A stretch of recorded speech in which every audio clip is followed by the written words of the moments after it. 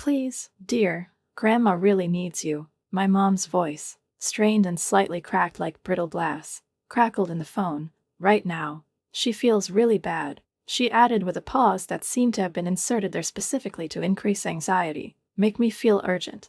Guilty responsibility. I was sitting in my small but cozy apartment in Indianapolis, surrounded by luggage, suitcases, bags, even a beach hat that I bought especially for this trip. Everything was already packed for our big family cruise, a trip that I was looking forward to with such excitement that it seemed like I wouldn't be able to think about anything anymore. A friend. But this excitement, this sweet anticipation, was instantly replaced by a feeling of emptiness and growing anxiety, as if something invisible, but very heavy, pinned me to the ground. Of course I'll stay, I replied without hesitation, my voice steady and determined, even though everything inside me was trembling. The cruise is not important if Grandma needs help. These words, uttered with sincere concern, will come back to me like ghosts to haunt me just a few hours later. And before we continue, write in the comments from which city you are watching this video. Enjoy watching. My name is Tara Smith, I am 28 years old, and all my life I have tried to be the daughter I can rely on in difficult times, the one who is always there when everything is falling apart. I was reliable, responsible, and maybe naive. I have always believed in the power of family, in our closeness, that blood is forever. My devotion, as it is now clear, had to go through a test that I could not have imagined even in my most difficult thoughts. This cruise was supposed to be our first real vacation in many years, a whole week in the Caribbean, warm sun, sea breeze, carefree companionship. Me, my parents, my younger sister Emma, and a few other relatives, were all finally together. I took a day off from work in advance, chose and bought new summer clothes. I chose them with special care, imagining how I would stand on the deck in a light dress, with a glass of wine in my hand. But when Mom called and said that Grandma was in the hospital, I didn't even think twice. I canceled the trip that evening, informing the agency that I would not be able to go, and despite the lump in my throat, I went to the hospital, because in such situations there can be no doubt. As I was driving, the phone in my pocket vibrated with a notification. It took me a moment to notice, but after waiting for the red light at the traffic light, I looked at the screen. Emma. I posted it on social media. My heart sank and my breath caught when I opened the app. The photo uploaded, and a scene appeared before my eyes that I couldn't immediately comprehend. My whole family, Mom, Dad, Emma, aunts, uncles, were standing on the deck of a luxury cruise ship, champagne glasses in their hands, smiles beaming on their faces. The wind ruffled their hair, and the caption under the photo read, "The best vacation ever." It's so blessed to have such an amazing family cruise. Family time is the best time. My hands dropped, trembling, as if I were holding something fragile that had just shattered. I looked at the screen, at the faces I thought I knew, loved, and trusted. They lied to me. They deliberately excluded me from my vacation, using my beloved grandmother as a cover, as an excuse, without flinching for a second. When I got to the hospital and walked through the glass doors of the emergency room in a daze, it turned out that there weren't even any records of my grandmother's hospitalization. Not on this day. Not this week. Not at all. I started calling my parents, first Mom, then Dad, but both calls were immediately transferred to voicemail. After a few minutes, I tried to write a message to the messenger, but it was not delivered. They blocked me. They just deleted it as an unnecessary chapter in the draft, as if I was preventing them from enjoying the holiday. It took me a moment to realize that betrayal could be not only emotional, but also almost physical. It knocked the breath out of me, squeezed my throat, as if I couldn't get enough air.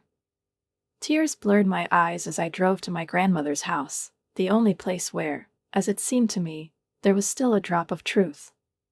Anger, despair, and hope warred inside me that this was all just a terrible mistake.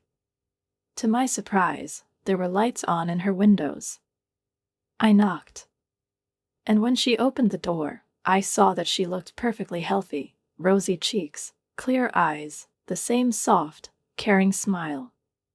Moreover, She was a little confused when she saw me with puffy eyes and a tear-stained face. "Tara? What's wrong, honey?" "What is it?" she asked, hugging me tightly, really, with warmth that immediately broke through my fragile self-control. The scent of her lavender perfume filled my lungs, and I burst into tears, burying my face in her shoulder, just like when I was a child. We went into her cozy living room, which always smelled of vanilla cookies and antique books. And there, among the familiar pillows and knitted blankets, I couldn't stand it. The truth poured out in heavy waves, every word like a stone falling into the water. Commands, lies, posts that destroyed my world, my peace, my belief that I belonged to this family. "I don't understand," I whispered, wiping my eyes. "Why did they do this to me?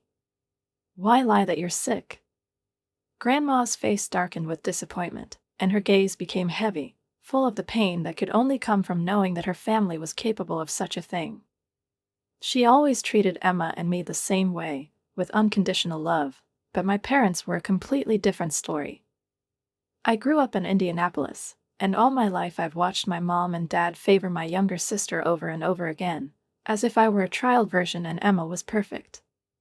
When Emma wanted to dance, they found money for the best lessons. When I needed help with college tuition, I had to take out loans. I thought about all those days when I visited my grandmother, when we went grocery shopping together, when I took her to the doctor, when we just sat next to each other, flipping through old albums, remembering, laughing, sometimes crying.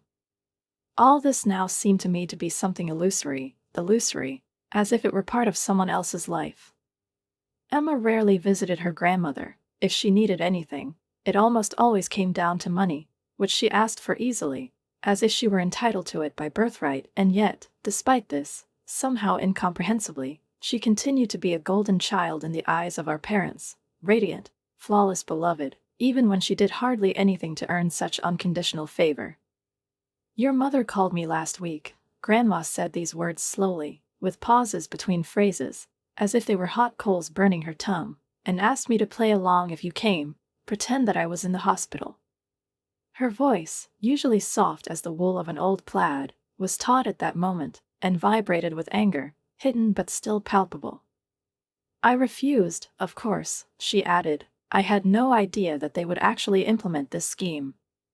Cruise tickets were not just a whim, almost $2,000 per person per week on the Caribbean Adventure, a luxury liner that promised golden sunsets, endless cocktails, and photogenic luxury.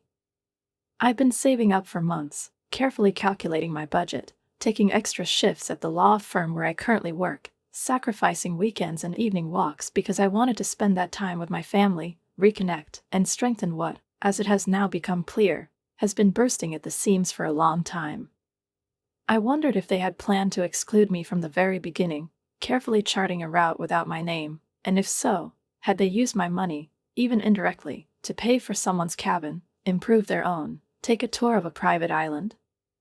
"Do you know what hurts the most?"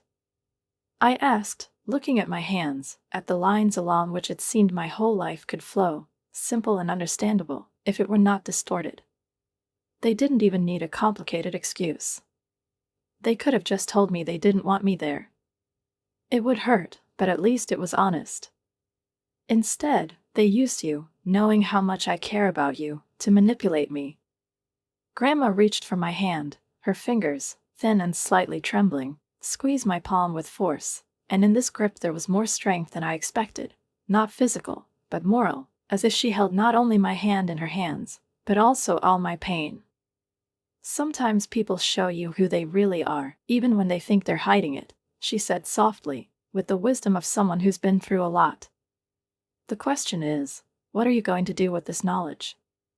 I looked up at her, and in her gaze, so familiar but suddenly frighteningly determined, I saw not only compassion, but also anger, that fierce, quiet rage that has been accumulating for years until it finds an outlet. I realized that Grandma might have been following our family dynamics with more insight than any of us could have imagined, and she had her own plans. While I was sitting in her living room, surrounded by her knitted pillows, books with yellowed pages and photographs in silver frames, my phone vibrated again. This time it was a group message from my cousin Nat, who, as it turned out, did not even know that I was not invited to the cruise. She just wanted to share her memories, send vacation photos to everyone in a family group chat, not realizing that I shouldn't have seen them. My heart skipped a beat when I started looking through them. Each photo was like a punch. Emma was there in the same blue and white sundress that we chose together when she couldn't decide on an outfit for a trip, and I, as always, helped, thinking that this showed care, closeness, and sisterly support. My parents, relaxed, with cocktails in their hands, were relaxing by the pool, as if there was no world beyond their pleasure. The whole family gathered at the official dinner, dressed up, smiling, living their best lives. But most of all, my attention was attracted by the diamond necklace around my mother's neck, the one that my grandmother once gave her, with the promise that it would be divided between her daughters when both reached 30. I've already passed that age limit. I was supposed to be a part of that legacy. But now I could see the necklace around Emma's neck, sparkling like a mockery. She already gave it to Emma, didn't she? I asked, showing Grandma the photo. Although I'm older. Although we should have shared it. Grandma leaned forward to look, and her expression changed. Her features sharpened, her eyes darkened. This necklace has been in our family for 3 generations, she said softly, as if remembering not to me, but to herself. Your great-grandmother divided her jewels equally among her daughters. I gave them to your mother with special instructions. Her voice broke, and for a moment silence hung in the room, thick as a thunderstorm before rain. Then my grandmother told me something that really froze my blood. The cruise wasn't paid for with my parents' money at all. 2 months ago, she gave them $15,000, a significant amount intended specifically for family vacation planning, and bluntly said that this money was meant for all of us. She told them that she wanted the whole family to be together, that this was her gift, an opportunity to restore what was lost, to create a new one. But instead, they used my part to upgrade their cabins, to book private excursions, maybe even to pay for spa services.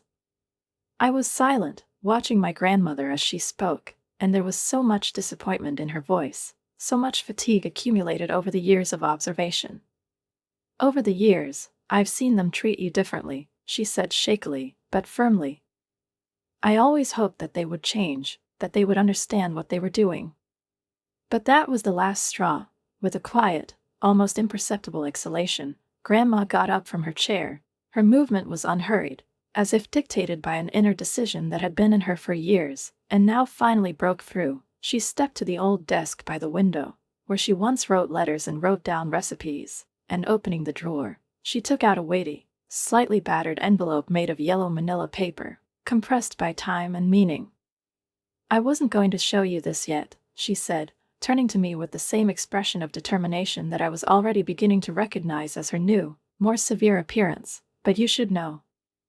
And with these words, she handed me an envelope, which, as it turned out, contained not just proof of injustice, but a chronicle of all those years when love was not distributed equally, when my place in the family was determined by the residual principle. I kept records, she continued, and her voice, though quiet, did not tremble. Every time they favored Emma, every time they took your kindness for granted, every penny they spent differently between the two of you. I slowly opened the envelope, and an inner shudder went through my hands, because there were not just words inside, there were bank statements recording payments and transfers, photographs with signatures on which my grandmother noted who was invited and when, who stayed away, emails full of indirect hints and direct resentments, and even handwritten notes spanning the years, a meticulous chronicle of preferences, choices, and rejections that could no longer be attributed to chance. My hands were shaking as I read each page, as if a layer of misconceptions had been lifted from me with each new sheet. The truth was laid bare, in black and white, without embellishment or allegory, and now the pattern of favoritism that I'd been accusing myself of all my life, thinking I was just jealous, turned out to be real. It was calculated, consistent, and, worst of all, deliberate. But why? I whispered, feeling the weight of years of gaslighting and constant denial crumble around me like a house of cards finally losing its footing. Why did they always make me feel like I was imagining it? I asked, with a pain that sounded not even in the words, but in their shadows. Grandma's eyes sparkled with a determination I'd never seen in her before. Because that's what people do when they know they're wrong, she replied without blinking. They're trying to make you doubt yourself. But no more, Tara, no more.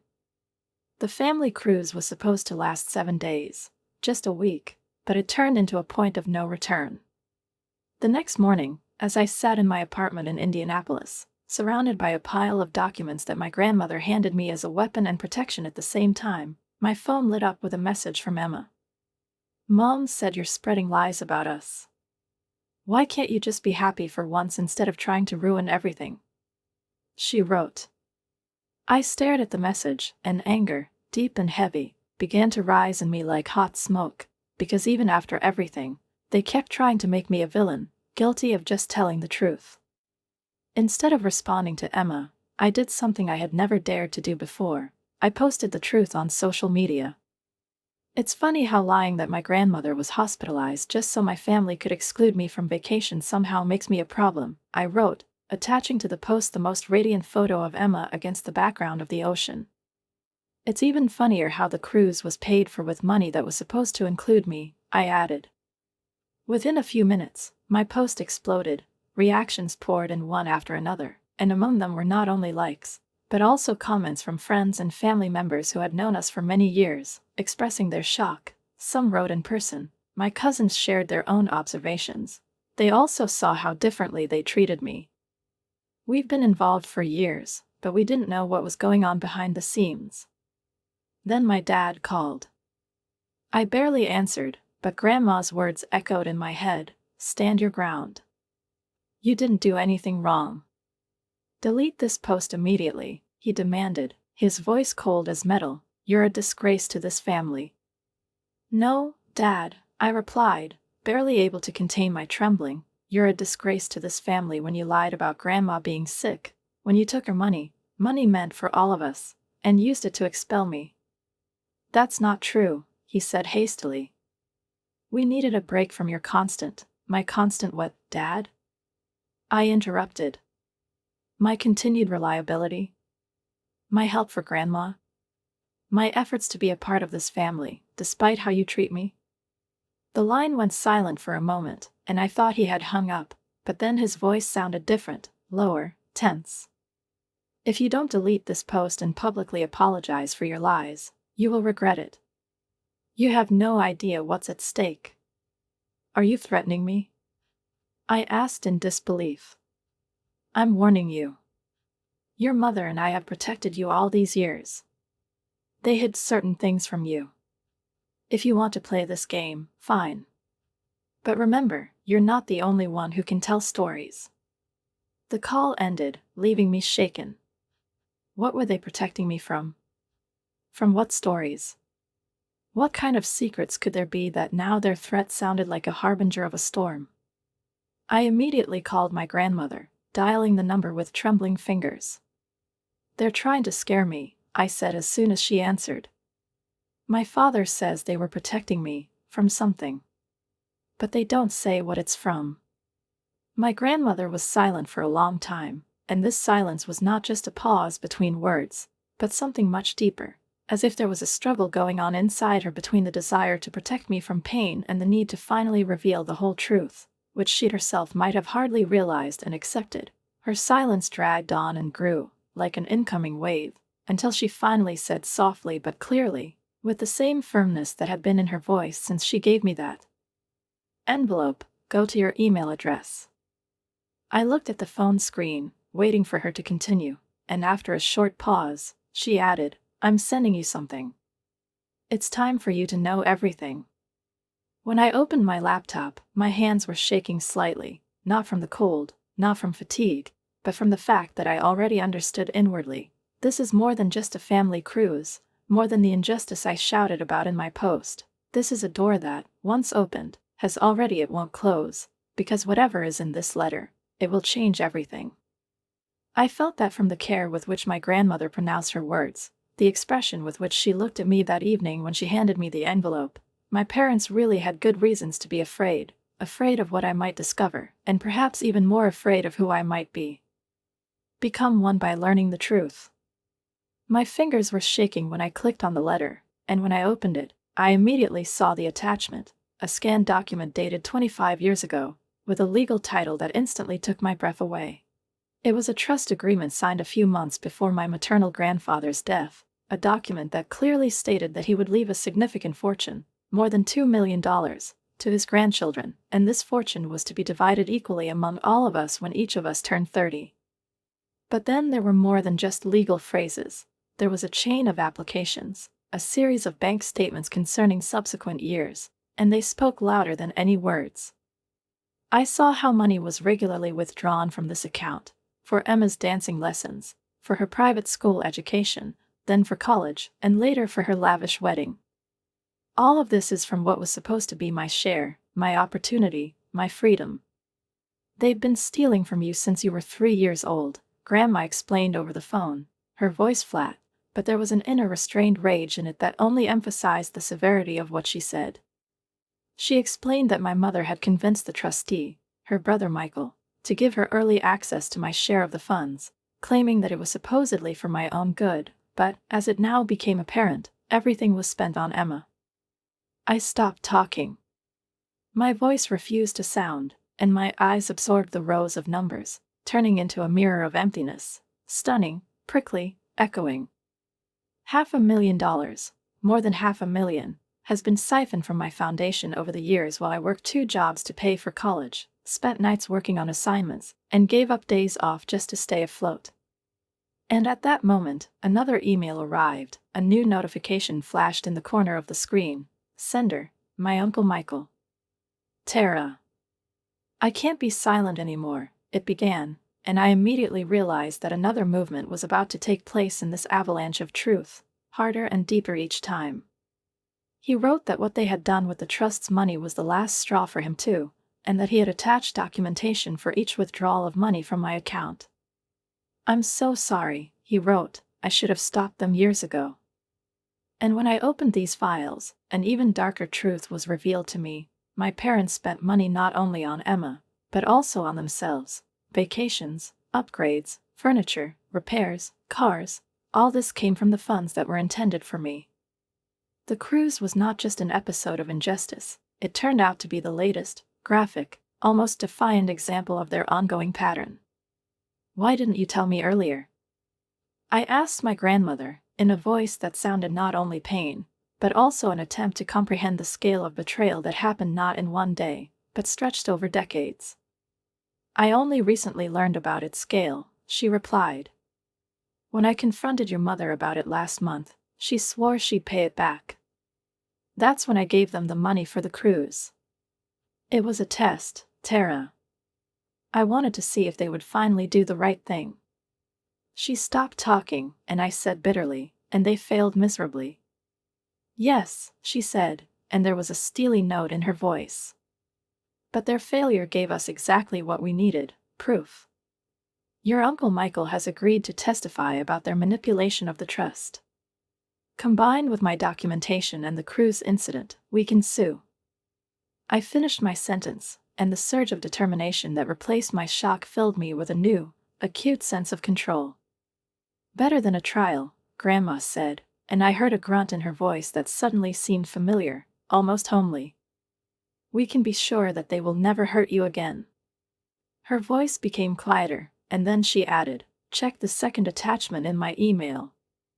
I clicked it to open it, and gasped. My heart stopped for a moment, my breathing stopped, and a heavy, icy realization spread in my chest. It was my grandmother's will, recently updated, and unlike the veiled conversations, hints, and innuendos that had surrounded all family affairs over the years, this document was as clear as a sunny afternoon.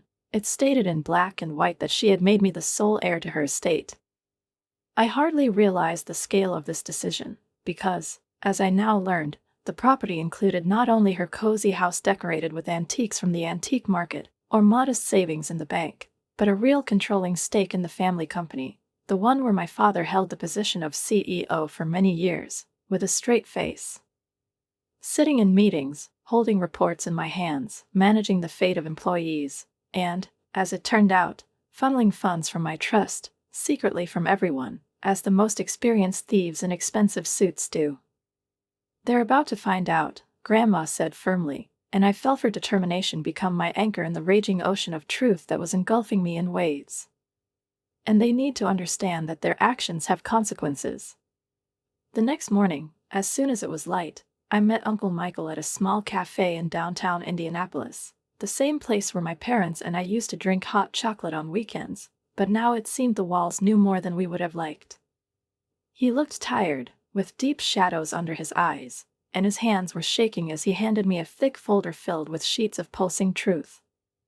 "These are copies," he said quietly, "of every document, every transaction. I've already sent everything to the family lawyer." He sighed, looking down.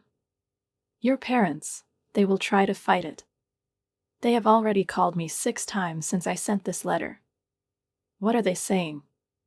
I asked, automatically flipping through the pages where the headlines alone made me want to scream. Bills, transfers, checks, payments, the whole arsenal of years of manipulation, legalized lies. "They claim that everything was done in your best interests," Michael shook his head, disgust sounding in his voice. "That they were protecting you from too much money at too young an age." He paused and, as if making an effort, pulled out another document, this time from the inside pocket of his jacket, a thick sheet with a table. "But I found something else that they don't know about, but I do." This sheet showed a series of recent transfers to an offshore account, all official, stamped, but with a chilling feeling. They're planning to leave the country, Tara. They were transferring money, getting ready for something. The cruise wasn't just a vacation, it was a trial run. They were checking to see if their passports would trigger any red flags. My blood ran cold when he said, "They're planning to run away with what's left of your trust." "Yes, and Emma is involved," he added. "She helped them open accounts in her name to hide the money." And at that moment, my phone rang. It was a message from Emma. My heart started pounding, and with trembling fingers I opened the screen and read, "I know what you're doing. You've always been jealous of me. And now you're trying to ruin everything. Well, guess what? You're late. By the time you realize this, we will be gone. And you'll have nothing left." I showed the message to Uncle Michael, and his face paled, abruptly, suddenly, as if he realized that there was no more time. "They're moving faster than I thought. We need to act now." I immediately called my grandmother, and she answered on the first ring, as if she had been waiting. "They're in a family company now," she said without preamble. "Your father is cleaning out his office. Security just called me. Can they stop him?" I barely had time to open my mouth before she continued, "Better. I've already called the police and the FBI's Financial Crimes Unit. They're on their way." "But, Tara." She paused, and her voice became serious, almost solemn. "You need to go down there. You're the controlling shareholder now." The documents were filed first thing this morning. I jumped up from my chair, and it slid across the tiled floor with a sharp screech. "They don't know that yet," I whispered. "Do they have stock numbers?" "No," Grandma replied. "And this is our advantage. Get there before they can destroy any evidence." Uncle Michael's documents confirm the theft, but there may be something else we don't know about. I ran out of the cafe, almost sliding on the sidewalk, and when I got into the car, I received another message, this time from my mother. "You are an ungrateful child. After all we've done for you.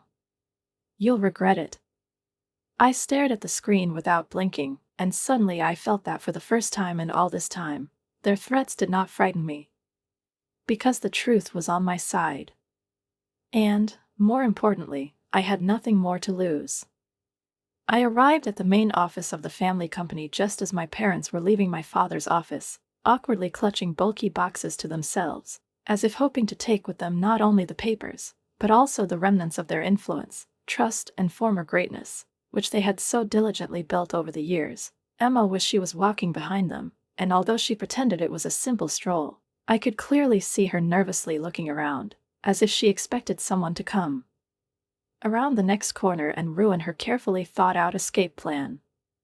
They froze when they saw me getting out of the car, firm and determined, with such confidence in my gait that they had probably never seen in me before, and if looks could kill, then my father would surely have tried to incinerate me on the spot when he demanded, "What are you doing here?" with an effort, keeping his voice cold, as if he was still the CEO and I was his rebellious daughter. But I noticed something that he probably didn't realize himself. A slight tremor in his voice, the same fear that slips into his eyes at moments when a person realizes that control is slipping away, and no amount of loud words can save him. "Funny," I replied, trying to sound calm, almost lazy. "I was going to ask you the same thing, especially considering that you're taking things out of my company without permission." "Your company?" Emma asked with a grin, as if she couldn't believe what she was hearing, as if it was all a stupid mistake, and in a minute someone would laugh and return the world to its usual axis. "What are you even talking about?" I didn't say a word, just picked up my phone, turning the screen to them, on which a notarized confirmation of the transfer of shares was open. Grandma handed over her controlling shares to me this morning, and as the new majority shareholder, I was certainly very interested in the boxes they were carrying, especially considering that they contained, as I suspected, there might be evidence of what you, Father, did to my trust fund. My mother's face, which had previously maintained a stern expression, paled behind him, and I felt my chest tighten, not with pity, no, but with the realization of the scale of betrayal. At that moment, police cars drove into the parking lot, their flashing headlights reflected in the panoramic windows of the building, and a moment later, FBI agents got out of dark, unmarked cars, calm, focused, businesslike, like the directors of a long-running play who finally reached the scene of the final act, and, as if by magic, Uncle's car stopped nearby. Michael, who was being driven by his grandmother, her face was motionless, but her eyes were burning with determination. "Sit, you don't understand." My mother begged her in a trembling voice, as if she hoped that with this cry she could turn back the river of time, fix everything, erase the documents that burned so brightly on my phone screen. Everything we did was for the sake of this family. But I corrected her calm, slightly bitter, "No, everything you did was for Emma. And now you were going to run away with the rest of my money." I turned to my sister, who had a mixture of fright, shame, and stubbornness on her face. "Did you enjoy the cruise, Emma? Was it worth it?" Her lips trembled, and the moment the FBI agents approached us, she couldn't stand it. She burst into tears so bitterly, as if she had just realized that the fairy tale was over and now there was only a difficult awakening ahead. My father, trying to maintain his dignity, tried to take her away, but it was too late. The truth finally caught up with them all. 3 months later, I was sitting in my grandmother's garden in Indianapolis and watching the autumn leaves fall. In their leisurely pirouettes I felt freedom, the completion of something and at the same time the beginning. We drank our morning coffee, enjoying the silence, which was not disturbed by calls from lawyers, disturbing letters, or angry messages. The FBI investigation revealed even more than we suspected. My parents embezzled not only money from my trust fund, but also significant funds from the company itself, hiding the theft behind false reports and fictitious supplies. Now they have federal charges, as well as additional civil lawsuits from shareholders, many of whom, as it turned out, also they suffered from their management. Emma made a deal with the prosecutors, agreeing to testify in exchange for immunity, and soon after moved to Minnesota. Now she was forced to support herself without financial support from her parents, and her last message to me was a long, sincere apology, full of confessions and regrets. But I knew some wounds were too deep to heal. It was possible to heal with simple words, and no matter how hard I tried, forgiving means forgetting, but I couldn't and didn't want to forget. "You know," Grandma said, sipping her coffee, "your grandfather would be proud of how you handled everything. He always said that money reveals people's true character." I nodded, thinking about the changes I had implemented in the company under my leadership. We established a scholarship program for the children of EMP employees and created a more transparent financial system in which every dollar had its place and every employee had his voice. Business was booming, but now it was based on honesty, not deception. "I've never wanted any of this," I confessed, not taking my eyes off the dancing leaves in the air. I just wanted to be treated fairly. Grandma reached out and squeezed my hand. Sometimes the greatest blessings in life are disguised as its greatest trials. You turned their betrayal into something positive.